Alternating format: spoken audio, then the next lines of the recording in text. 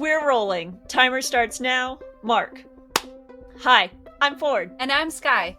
And these are not our real names. These are our superhero names, and with our powers combined, we formed the writing partnership L. Skyford. Welcome to Booklandia.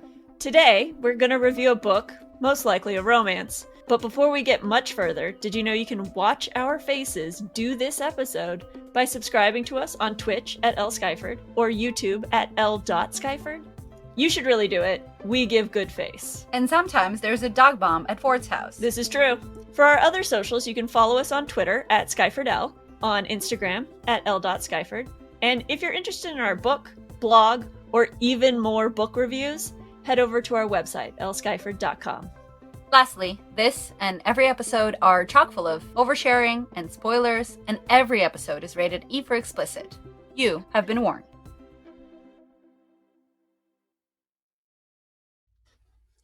Hello.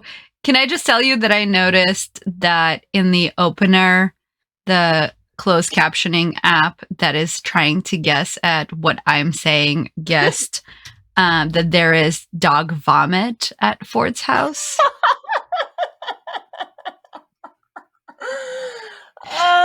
There's only occasionally dog vomit, mostly usually in the backyard, thank goodness. But that's fun. Dog vomit. So there you go. Hi, and how are you? Yeah. Dog vomit. I'm good. How are you? We both got haircuts. We both got haircuts. I love that. Unplanned. I know. Unplanned. We are so in sync. It's ridiculous at this point.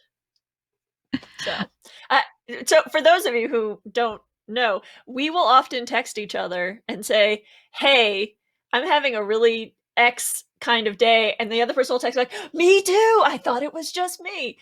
We're so in sync that like having a lot of emotions both on the same day, having, I don't know, a depression day, same day. We've synced up. We've synced up quite significantly. We're also wearing green shirts.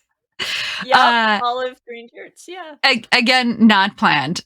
So, in case you're wondering what it's like if one soul lives in two bodies, but not in some sort of romantic way. Just there wasn't enough for the both of us, so they just split it up. Here it is. Yeah. If you believe in is it Aristotle who said people were conjoined and then they were split by the gods, and they, when they were conjoined, they had 4 arms and 4 legs. And then I think that might be us. We just have it's not a soulmate kind of thing. It's just a soul kind of thing. It's a soul kind of thing. Yes. Well, I feel like that covers our check-in, really. Today we are tangent. And yes, and an excellent segue into what we're talking about.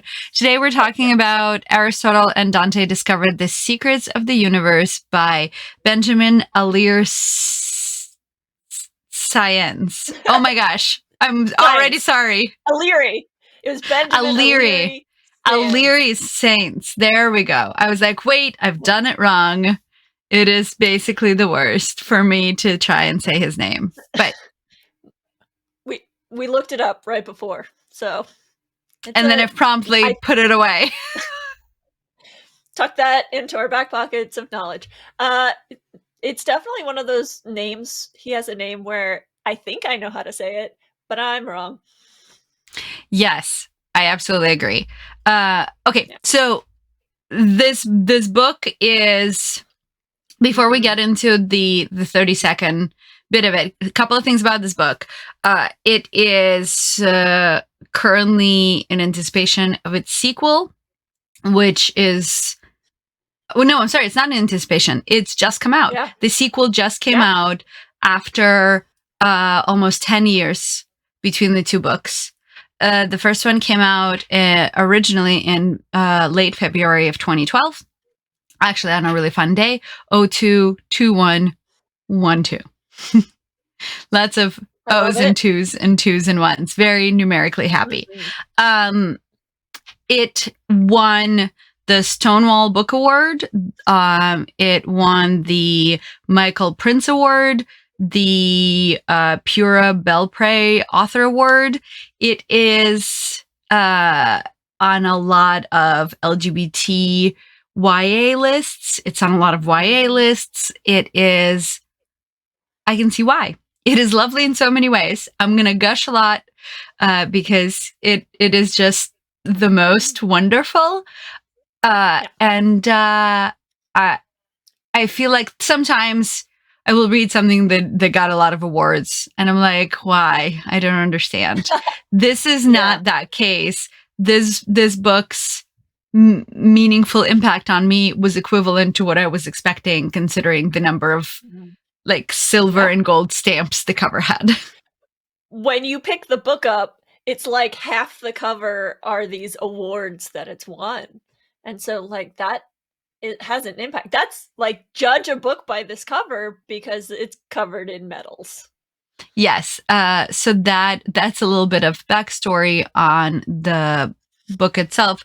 The cover I pulled for the episode, actually, I specifically pulled one without all of the medals so that we can see this really intricate, detailed work that is in the sky. So for those of you who can't see the image, it is 3/4 of the page is covered by a night sky, and in it, in elaborate script, is Aristotle and Dante discover the secret of the universe, written out, surrounded by decorative etchings that are influenced by New Mexico artists, I assume. I'm going to say with West Texas, but or West Texas artists for sure. There's a lot of details that pertain to what's going to eventually be. Yeah, it's got a lot of like the Mexican blanket geometry in it. Like it feels sort of curtainy in that way. There's definitely a calavera skull. Yeah, different sort of symbology from the book, I think. Yes. And then the bottom quarter of the page is a grassy desert sky. So a grassy desert, no sky in that sentence, with a 1957 Chevy in cherry red. Cherry red. A cherry red Chevy pickup truck, which is the truck that his dad buys for Aristotle as his birthday present. And that truck is important to what's happening. It's a beautiful cover. If you get a chance, go look it up, even if you're not watching us.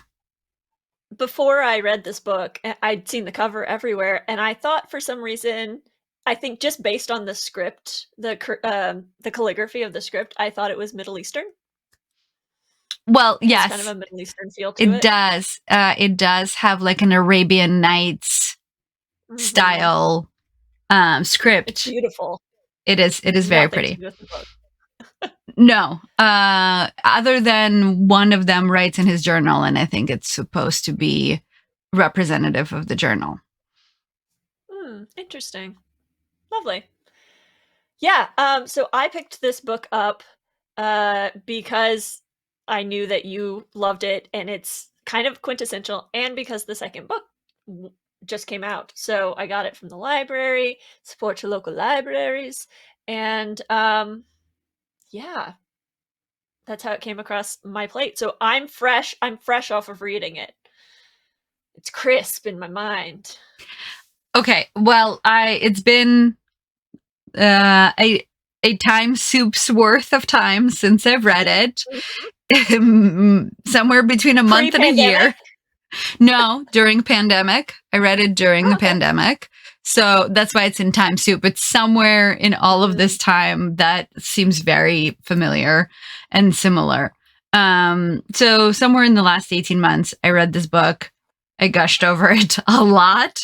And now the second one is out, and I need to make room on my TBR for it to go way higher up on the reading list. For those of you who Absolutely. listen to books on audio, Lin-Manuel Miranda reads the audio of this book for both this one and the sequel. So that's very exciting. I found his voice to be really accurately representative of what I thought Ari should sound like. Well, I mean, aren't the characters from In the Heights like just I guess they're a little bit older than this age group, but like not too far away. So like I think he knows the plight of a boy journeying into being a man. I mean, I think because he is a boy who journeyed into being a man, he also can probably relate. That too. Sure. I don't know. All right. I'm just trying to promote more Lin-Manuel Miranda product. Firstly, I'm pretty sure he's got it covered. And secondly, continue. Please do continue. Great. All right. Would you like to read this? Yes. 30-second descriptor of the book? Absolutely. Let's tell the peoples. Excellent. All right. In 3, 2, 1. Dante Quintana and Aristotle Ari Mendoza meet at a public pool during the summer. They find instant connection with each other and begin to spend their time together. Through trials, both physical and emotional, the only thing constant is the two of them. Ultimately, nothing is as mysterious as a realization that love was right next to you all along. So beautiful. I would also... Well written. Well, thank you.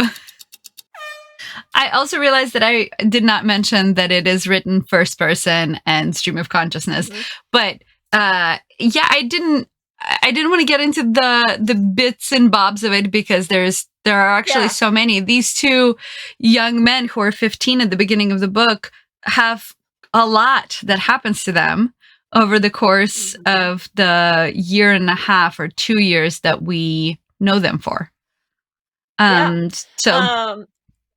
Yeah, I agree. So it's first person, it's kind of stream of consciousness, kind of journally from Aristotle's point of view, and the next book is going to be, I believe, from Dante's point of view. I think I saw a little blurb of it.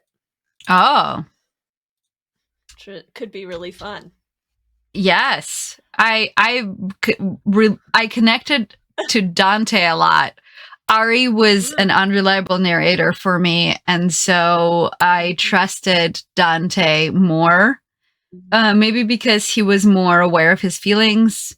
Maybe because he had an easier time expressing his emotions, that I trusted him more, whereas Ari was hiding so much of what he was feeling and running away from it that in every situation, I kept wondering if this is just him reacting to emotions that he's bottling up.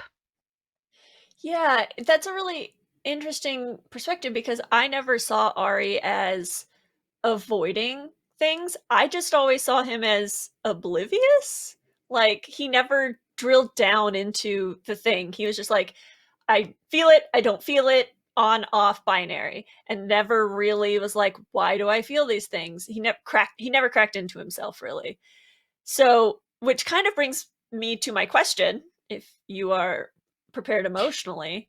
Well, I was leading to my Oh, please lead to your question then.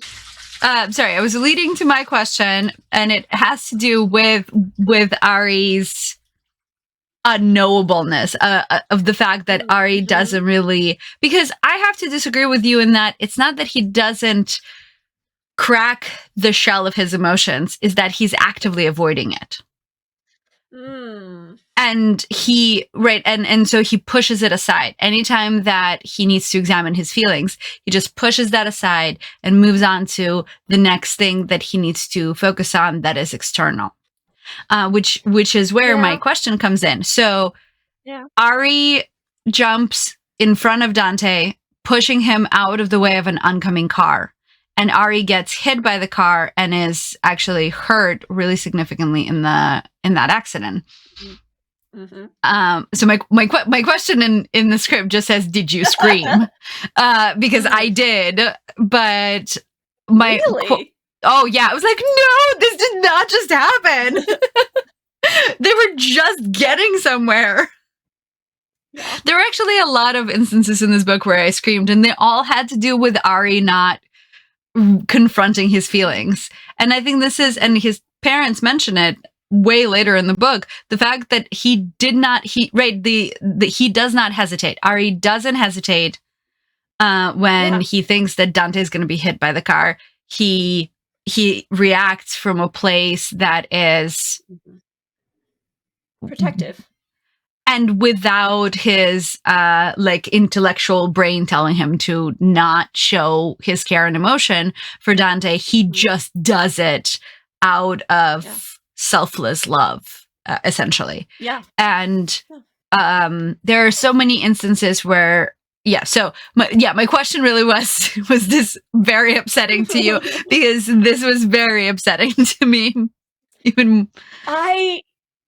So I didn't scream because the way the book formulates it, because it's from Ari's point of view, he sees the truck coming, and then the chapter ends, and he wakes up in the hospital, and we learned secondhand what happened.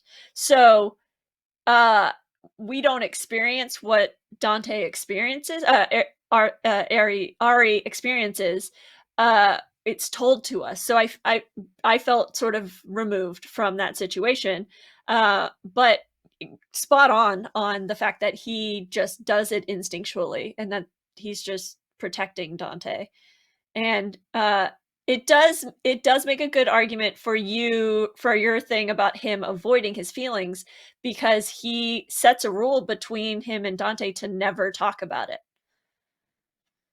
Because he's tired of the apologizing, he's tired of the guilt.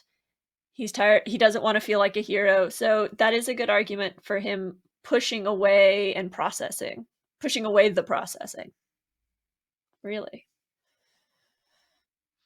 Well, yeah, and I think it also gets addressed in terms of how he is brought up, and that his dad never addressed his feelings about what happened to him in Vietnam, and his mom never addressed her feelings about his older brother, and all of the, so they all processed the what happened, right? They all are at peace with this event occurred, but none of them emotionally moved on and closed that chapter or have come to terms with that chapter. And that comes up throughout the book, and not until his dad truly starts processing his trauma, and not until his mom starts processing her trauma, can Ari really start opening up and understanding that processing is the way forward, that you can't just continue piling on emotional things and then not dealing with them. Yeah, I was going to bring this up when we talk about the compelling moment, but I want to give a huge shout out to the parents, these parents that the author wrote about, because he very clearly shows, as you just described, how Ari is so much like his parents, and he also shows how Dante is like his parents, and they try to model.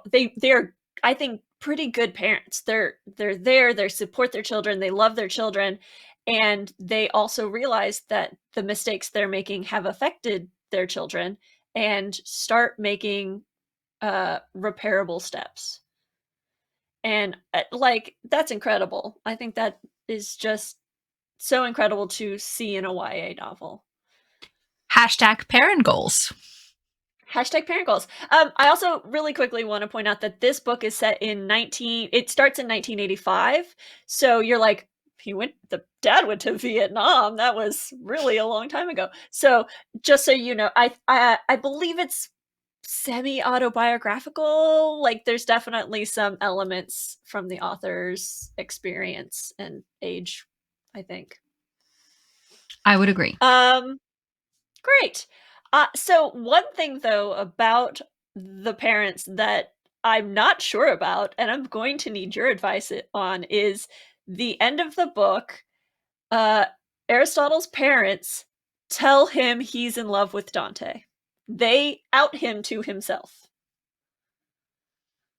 And I was like, I was very confused by this moment. Like, firstly, why are the parents doing it?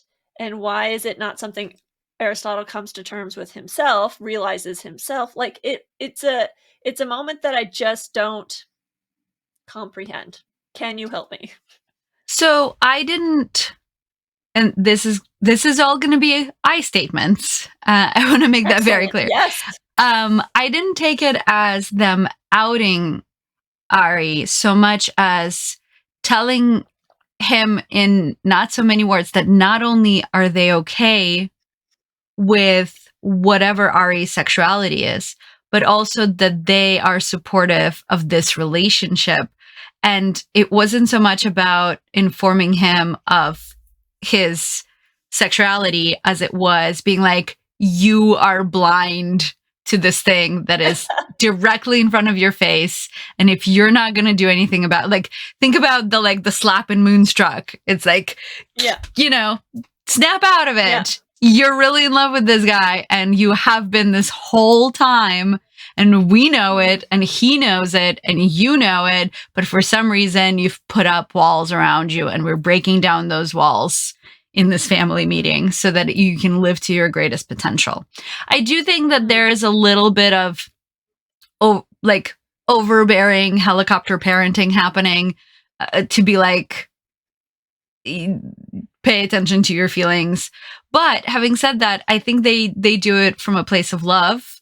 And it's, I think, meant to be from that, like, snap out of it and go talk to the love of your teenagehood, because clearly that's what it's been this whole time. And so to me, it was as if they were giving him verbal permission to not hide from them and to not hide from himself by extension. Yeah, we see you, right, differently than you see yourself. See yourself how we see you. Because what we see is really great. Yeah. And you're keeping yourself down thinking that we're not okay with it, which is not true. Right. Or, yeah, we're not okay, full stop, but we're going to be okay.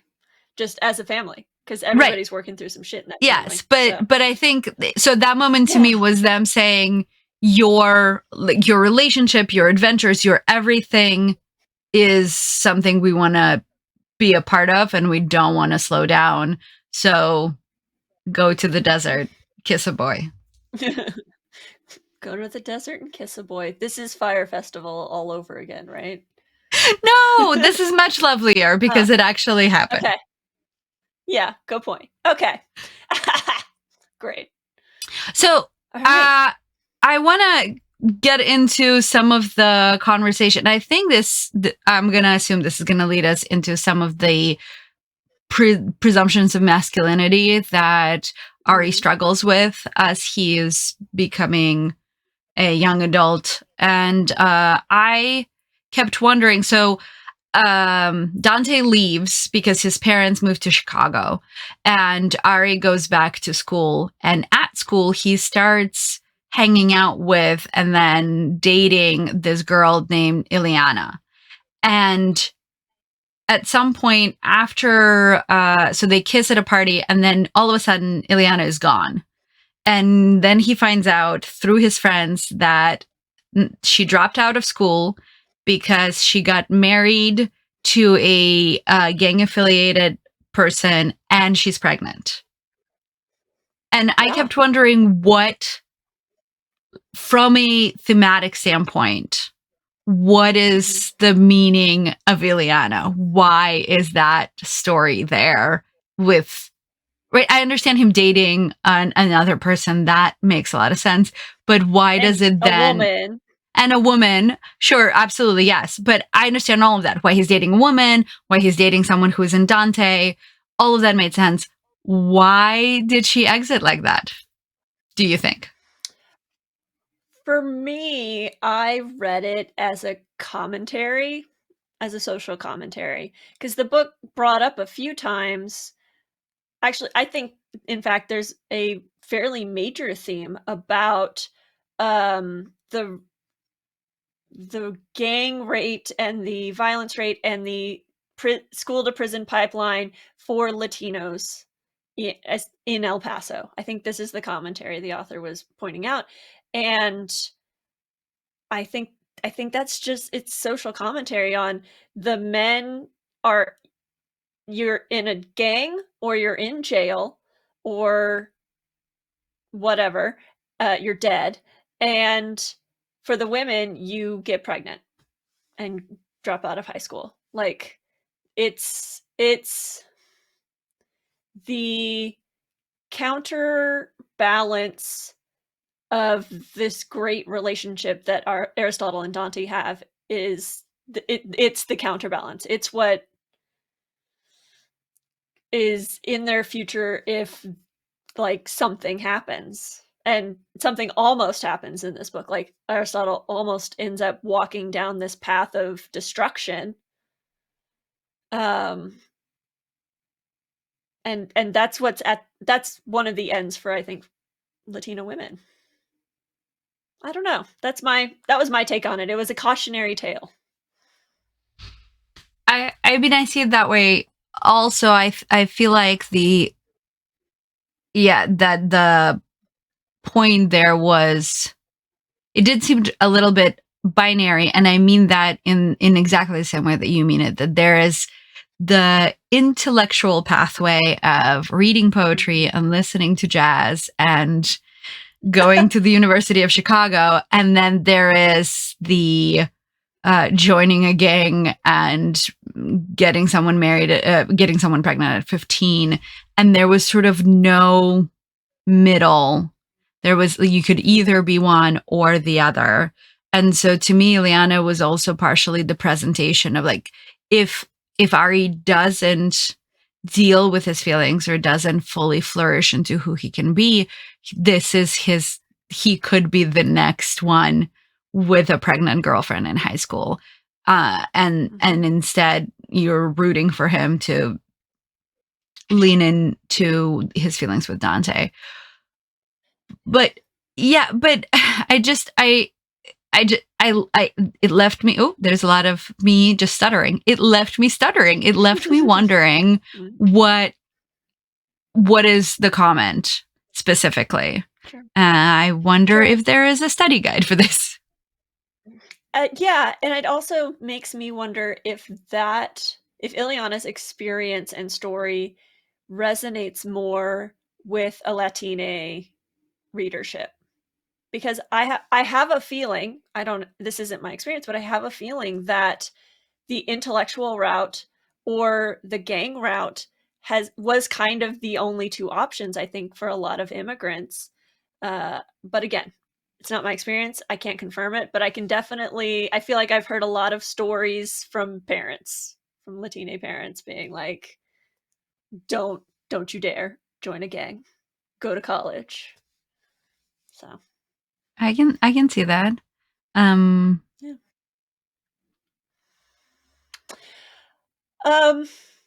So my sort of question is like I feel that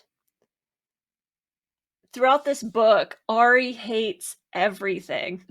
Just hates everything all the time. And he avoids a lot of shit. You're right. He avoids a lot of things, talking about a lot of things, thinking about a lot of things. Um, Opening the folder that has his brother's name on, and they never talk about his brother, and like he avoids opening that thing for like 6 months. It's insane. Um, but I think he also holds up a lot of male toxicity in like yeah, toxic maleness. Men don't cry. Men need to drive a vintage truck. Like it just like it kind of irked me, and he's that way for 98% of the book. and then the last 2%, they're like, you're gay, and then it's over. That's how I feel like this book went. I hate everything, you're gay, goodbye. Well, so this goes back to me not trusting Ari as our narrator, because I think something you maybe bring up later or in a conversation possibly, he is confused a lot of the time. It is not only stream of consciousness, but it is a lot of unanswered questions and things that are just dropped, and things that take time, actual time. There is some imagery that isn't ever explained. There are a couple of other things that sort of just exist and they add to the confusion. And that's great because it really makes you feel as confused and conflicted as he was. Yeah. Now, having said that, we're actually not the right demographic to be discussing any parts of this book, because we have never been a 15-year-old boy, either one of us. And so I assume that it is a confusing time. And the only comparison I have is to quote Sofia Coppola's Virgin Suicides, when the girl goes, I guess you've never been a 13-year-old girl. I mean, I've been a confused teenager. I definitely empathized with that. I also definitely empathized with him being like, I really want to write this in my journal, but I don't want to look like an asshole, so I'm not going to write it in my journal. Like, I've been like, this would be the stupidest thing to write in my journal. What if somebody reads it? So, like, I get all of that, like, self-consciousness. Yeah, he's self-conscious a lot of the time. You're absolutely right. He does put a mirror to a lot of what is expected of him, or what he thinks is expected of him, right? Because there is a lot of examination of what he presumes his parents expect of him. And the same is true for Dante.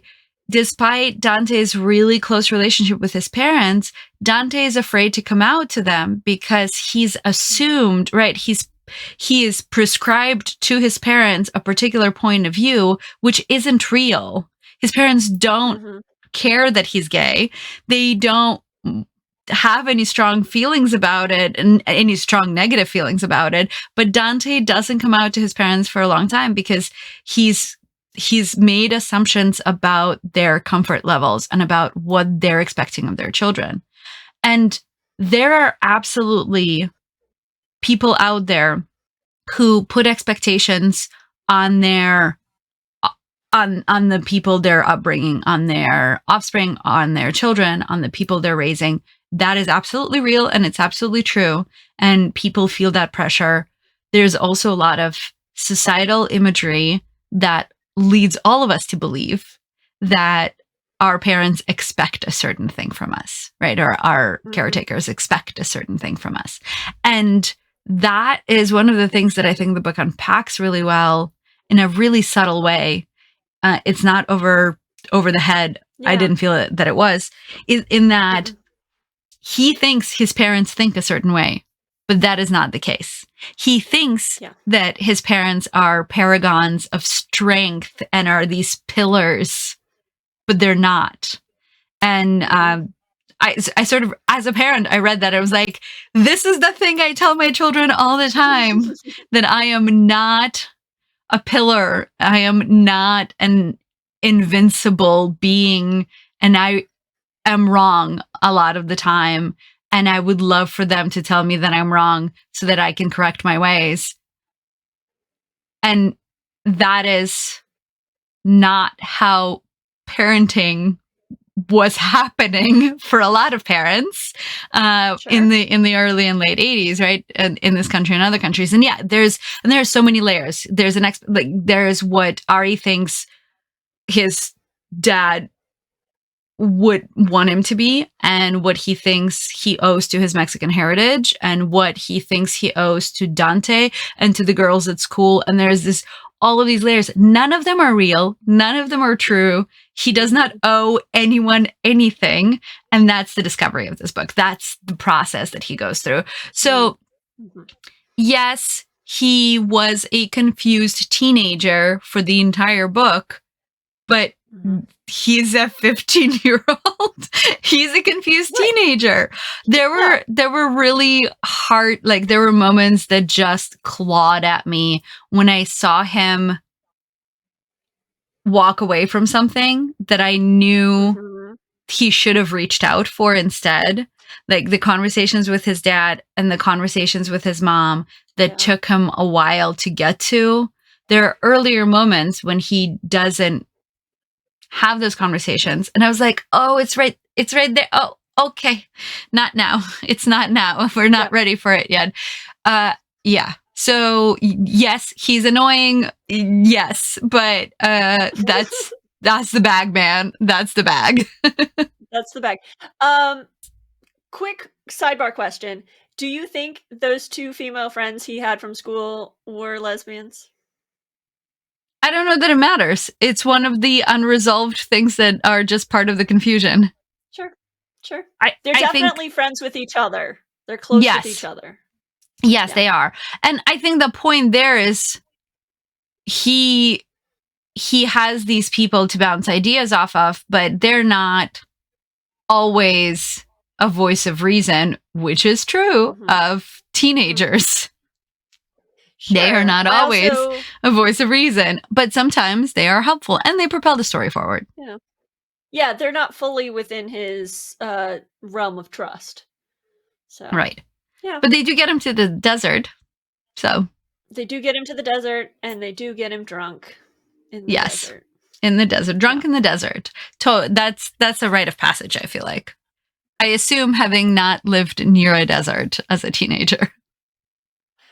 Yeah. It's different. It was different. Our rite of passage. You did the drag, so you went around the Sonic, and then you went up and down Main Street, and then you went around the Sonic, and then if you had someone to buy you alcohol, you drank this much of your Route 44 from Sonic, and then you topped it off with alcohol. So that makes sense. Rite of passage. West Texas. All right. Well, thank you for bringing the West Texas perspective. West Texas perspective. I mean, that is El Paso is as West Texas as you can get. Do you know where El Paso is? I do. Okay. Excellent. Okay, great. It's on the Rio Grande. It is. Well done. It's on the Rio Grande, and if you look at Texas, there's that right angle from the Panhandle, and then it has its little arm, and El Paso is right on the point of that arm. So it's on the Rio Grande, and you can look across the Rio Grande into Mexico. You see the lights of Mexico on the other side, and then you leave El Paso and you're in New Mexico. So yeah. So it's this weird plate three. There's three things in this tiny town. It's interesting. All right. So I have a really long monologue for my next question. Do you want to do yours first? I feel like they're well, mine is not really a question, and I feel like neither is yours, and they're in the same. We were really on the same page here. And it had to do with all of the beautiful imagery. Before I get into it, I do have to tell you this. There is a movie that's been announced of this book. What? Uh-huh. Tell me more. Will be a movie. Tell me everything. There is very little. So rights were acquired.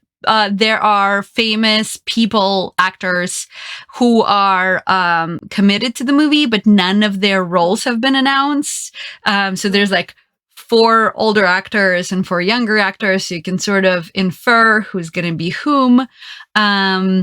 But it's not solidified. I know nothing. Do you remember anybody? You're going to have to Google all of this because there's a lot. And I'm going to... Don't make me butcher that many names. It's not okay. Copy. And then the director who is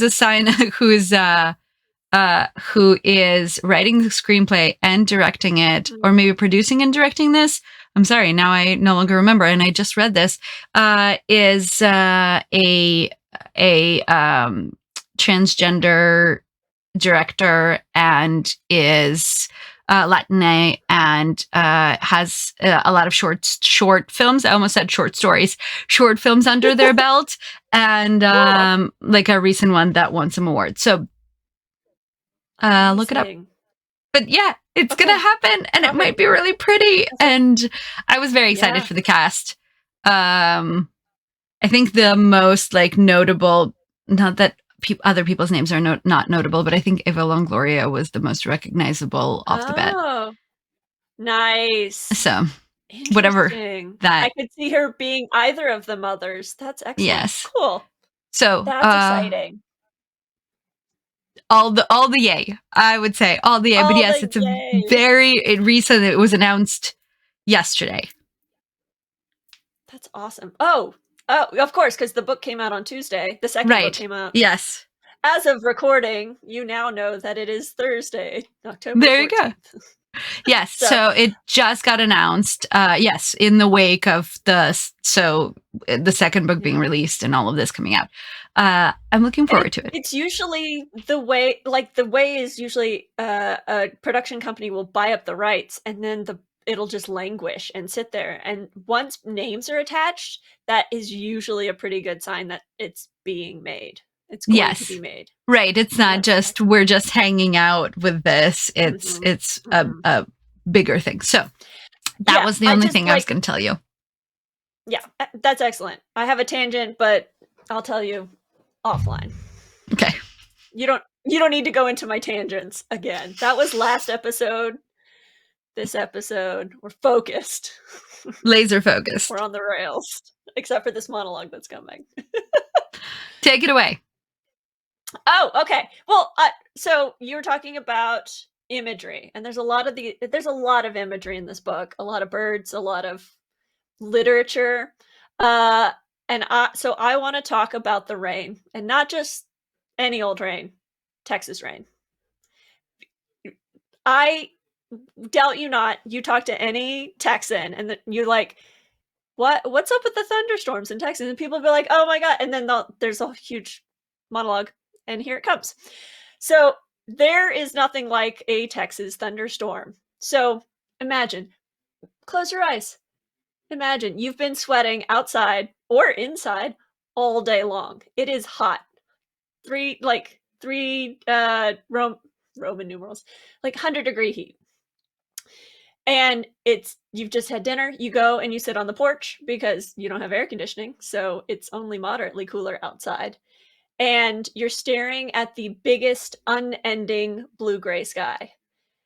And then out of nowhere, the temperature drops like 10 degrees. The breeze changes, the direction changes. And you're like, oh shit, I know what's up. Because that's when you know. And Texas is telling you that the show's coming. She's about to put on a show.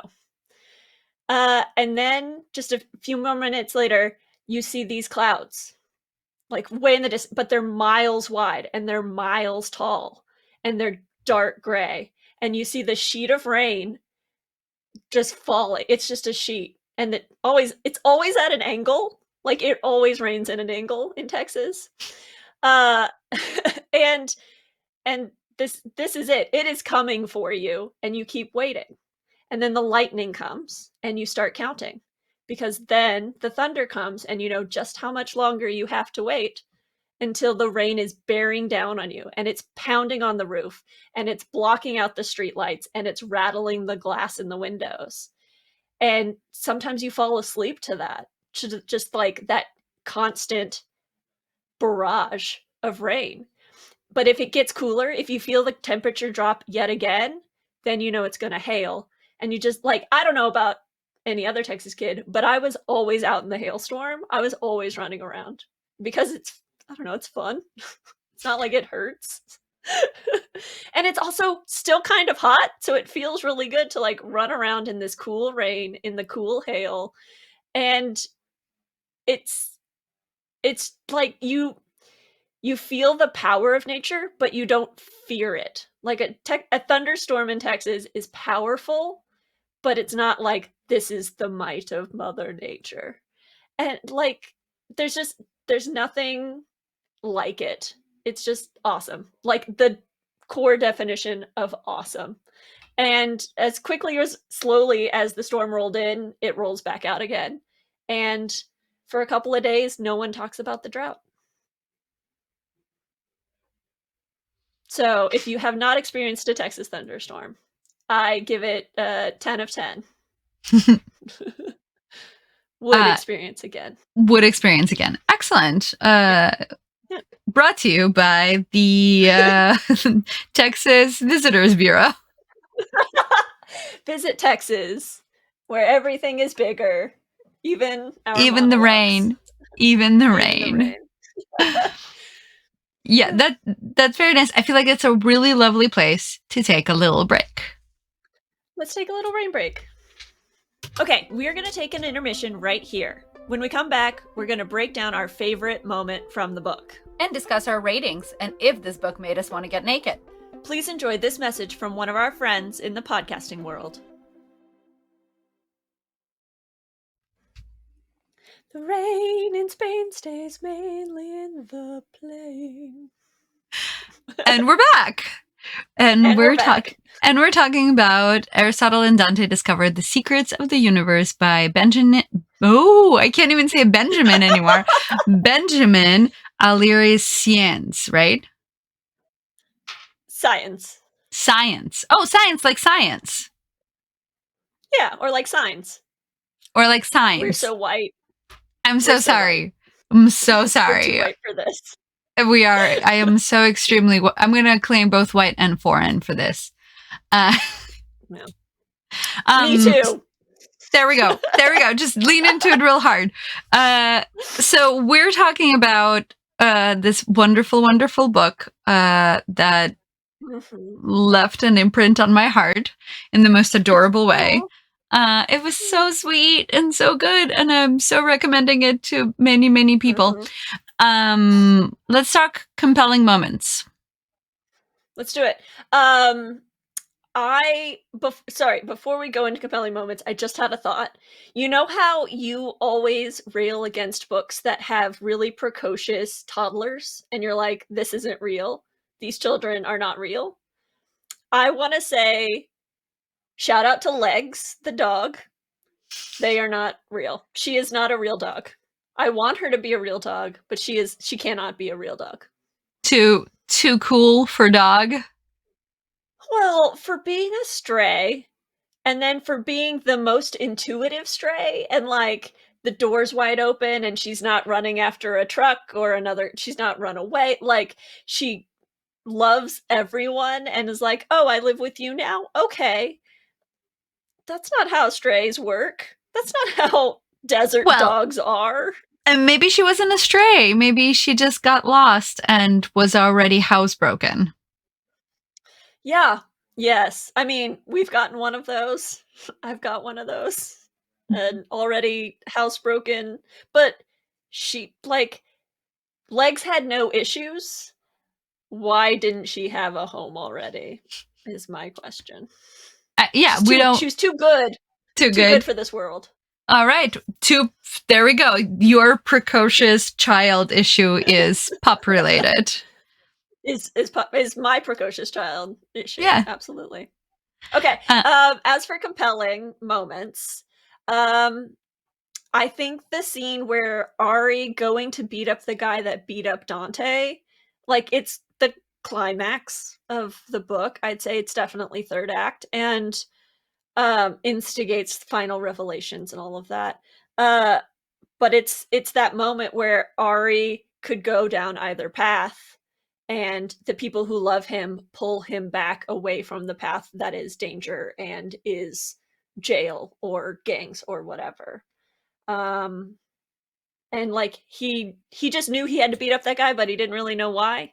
Like, it's quintessential Aristotle in that moment. How about you? I'm a huge fan of the final kiss. I think. Sure. This is one of the other moments in which I was screaming at the book, but in the best way. I was like, do it, just do it, just lean in. You have to lean in. I was like, there's going to be a moment and he's going to turn away because he's going to get scared again. I did not believe in Ari's ability to come to terms with his own feelings. And so until the very last moment, I was like, oh no, oh yay. So that and like that roller coaster of emotions provided for me by the author was truly wonderful, and I highly appreciate it. And it made it my most compelling moment. It was just so it had so much tension, and I wanted Dante to be okay. So I was worried that Ari was going to do something that was going to be hurtful, whether intentionally or not. And so it kept me on the edge of my seat, and then it was sweet and wonderful. And so it still makes me grin like a loon about it. Also, I assume loons grin. So they're ducks. They don't have. They're ducks. I know. That brings up a really interesting point about this book, is that we as readers are empathetic, and we are empathetic to what Dante is going through because his path is more clear to us. It's laid out more clearly, and than Aristotle's is, and we just don't want our narrator to be an asshole. Just don't do it. Right. Yeah. I was really worried that might be where we were headed, and I am very glad I was wrong. Yeah. I'm very glad I was wrong. Yeah. So what's your hot take? Immediately read this book. And then immediately put the other book on hold at the library. I would like to read it first. It's already on my hold shelf. But then please also read it. The story is lovely. The imagery is gorgeous. The messaging is so well handled. There are so many topics in there. More queer stories need to be out in the light. And this is a really gorgeous one. So onward with you to the library or the independent bookstore to get this one and order the other one. Yeah. I do not quote me on this, but I want to say that I saw something about them putting out a box set. There is a box set. Yes, books. There is a box set of both books. Yeah. Go forth and buy a box set from your independent bookstore. I mean, my hot take is the same as yours. Usually when you're reading a stream of consciousness, kind of story, you're just along for the ride, and you are for the most part here, but Aristotle's unreliableness and like his whole thought process is confusion at all times, just confused. Like that is very fun to parse apart as a reader. And then it's not a long book. It's fairly short. So it goes, the chapters are like 2 pages long sometimes. And so like you can just gobble this book up so quickly. So it's, yes, delightful. Go read. Go put your glossy metallic sticker on the front of the cover of this book. There we go. That's it. All right. Last but not least, as my little one says, did this book make you want to get naked? Yes, but only to run into the rain and twirl into the rain like the hippie I am. Otherwise, it's like you just snuggle up and experience this book. Yeah, it's yes and no. Yes in the fun way, no in the sexy way.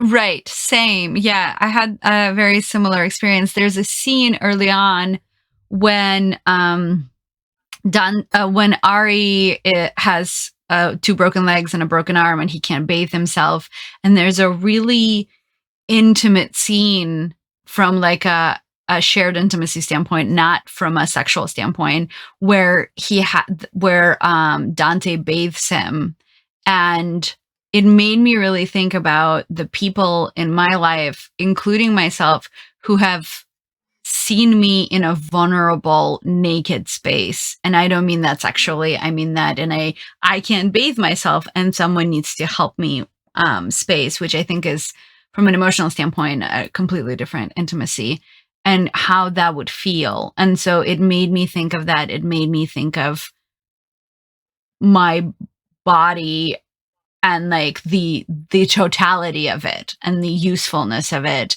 and how other people look at me in that way. Whoa. I'm not prepared for this. I'm not prepared for that in depth at all. I mean, it does bring up a lot of conversation about ability and needing people and the vulnerability of needing help. Yeah. Well, shit. Now I have to go have a whole revelation. God damn it. Ah! Not sorry, but I'm I sorry know. I've like pushed you into that thing, but I'm not sorry that I brought it up. But yeah, that's I thought of that a lot, about sort of like his physical ability and how he conflates that. Oh, I'm sorry, my ring just flew off my finger. His physical ability and how he conflates that physical ability with power, and whether or not there is physical ability and power dynamic, which he discovers that those are not related, that he can be powerful even if he is not able to do certain things physically.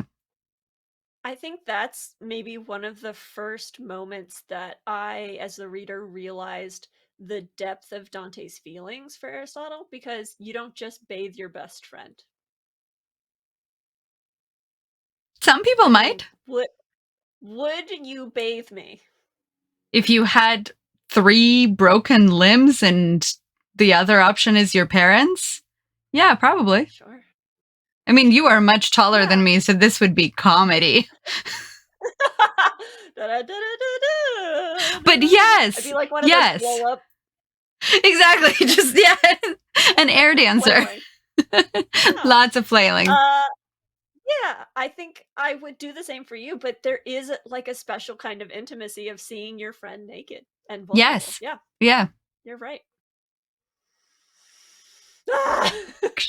And on that bombshell, wow. We will see you guys next time. Yeah, we will. Have a good one. Bye. Bye. So are you, dear audience human, gonna pick up this book now that you've heard our review?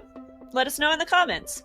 Have a suggestion for another review? Slide on into our DMs. If you like this adventure in books or updates on our upcoming projects, please follow, like, save, subscribe, rate, review us on Instagram at l.skyford, on Twitch at lskyford, and on Twitter at skyfordl. Phew. I'm Sky. And I'm Ford. That's it for this episode. We'll see you next time on Booklandia, where every book is a whole world to explore. And we're out.